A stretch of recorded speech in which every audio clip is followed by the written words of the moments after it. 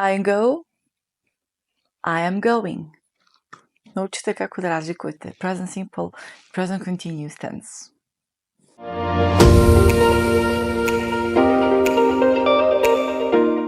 Present simple i present continuous tense su sadašnja vremena, ali postoje veoma bitne razlike. Present simple koristimo za činjenice, za opšte istine, nešto što je uvek tačno. Water boils at 100 degrees. She speaks 3 languages. Present continuous koristimo za trenutne situacije. The water is boiling. Can you make the coffee? She's speaking with her teacher at the moment. Navike, rutine. I brush my teeth every morning. I ride a bike at the weekend. Where is Ben? He's brushing his teeth. I'm riding a bike now. Podržite kanal tako što ćete lajkovati video i zapratiti kanal.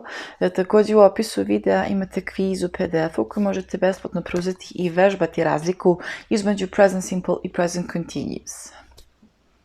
Dugotrajno. She works in a bank. U ovom slučaju ona radi u banci i to je njen stalan posao. Privremeno. She's working from home this week. Privremena situacija. Raspored, red vožnje. The train leaves at 5 o'clock. Dogovor u bliskoj budućnosti. Sue is meeting her friend at 6 o'clock. Ono što vam može pomoći da prepoznate kada da koristite koje vreme su vremenski izrazi. Present simple tense, always, usually, sometimes, rarely, never. Every day, every week, twice a month, in summer, on Sundays, on Monday mornings.